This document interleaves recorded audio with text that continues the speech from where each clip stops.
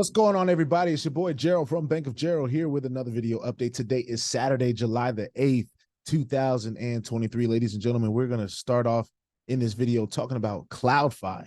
All right, we're going to get going. One thing that I want to make sure that I'm talking about in this video, as I've gotten a couple emails about what is different between the deposit process now and what it used to be. And even though there's been a lot of emails that have gone out, I've done some videos kind of talking about what the differences are.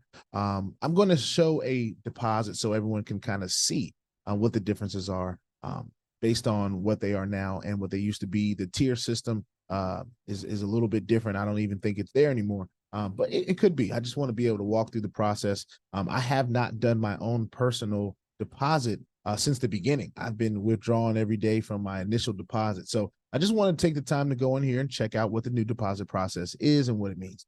Before we get started, I want to remind all of you that I am not a financial advisor. This is not financial advice, and I am not your financial advisor. All right. I'm just a dude on YouTube showing you guys how I am cranking out that crypto in many different platforms, nothing more and nothing less than that. Now, if you like this content, go ahead and hit subscribe if you haven't already. If you want to be updated and notified about everything going on here at BOJ, hit the notification bell as well. And please, sir, please, ma'am, don't get scammed by the WhatsApp man in the comment section. Stay diligent and vigilant in this space and down there as well. Let's go ahead and share the screen. I'm going to get into the dashboard of Cloudfi. Now, I have been doing withdrawals on and off camera, of course, because I don't wait.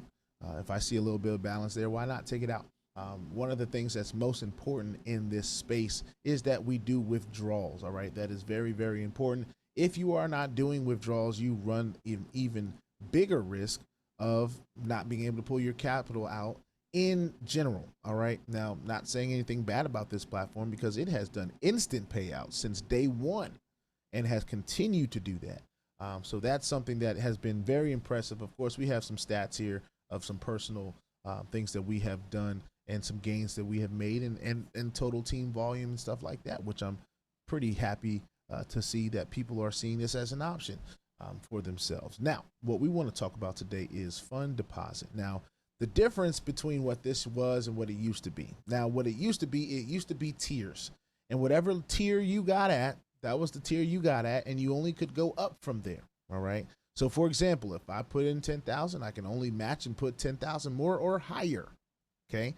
What this allows you to do, it allows you to put in whatever you want above $100. So say if I wanted to put in, $256 worth of Bitcoin, I could do that. All right. Now, that was not the case before. It had to be either 200 or 400 or 600, whatever the number was in that tier. That's what you could do. And you couldn't go lower than that. And you could only go match or higher than that. Now, what it is now, it gives you a very broad opportunity to put in whatever you want.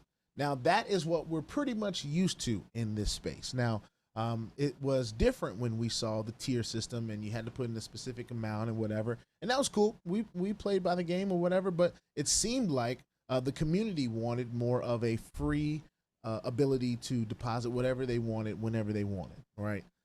They didn't want to be restricted and say, hey, I got $500 tier, but I want to add another 2, I want to add another 1, or I have 1,000 and I want to add another 1,000, or I want to add 500. This allows you the opportunity to do just that if you choose to do so. All right. Nobody's telling anybody what to do.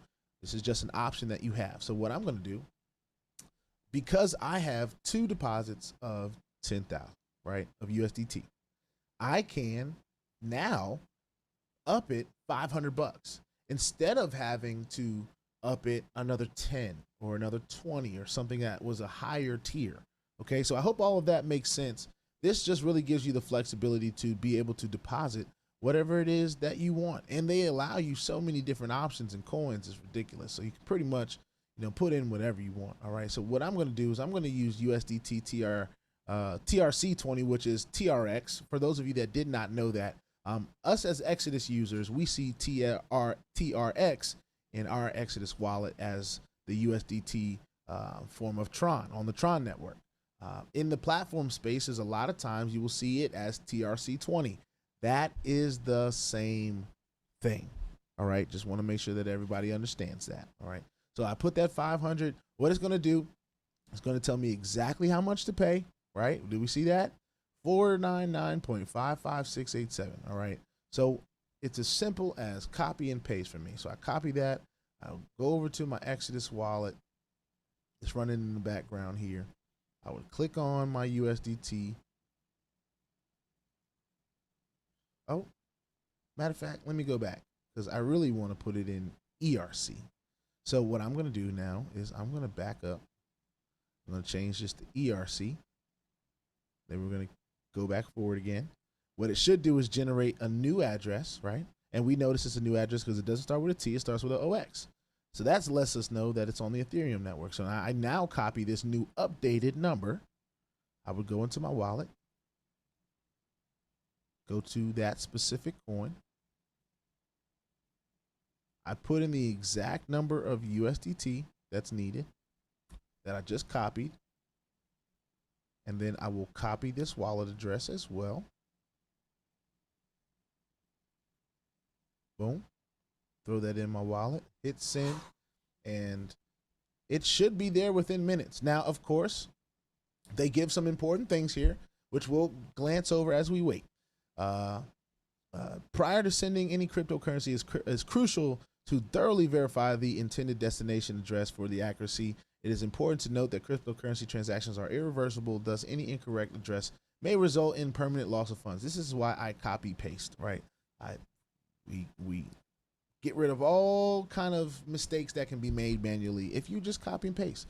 To avoid any complications, please ensure that the exact amount of cryptocurrency required is sent, accompanied by a sufficient transaction fee to ensure prompt processing.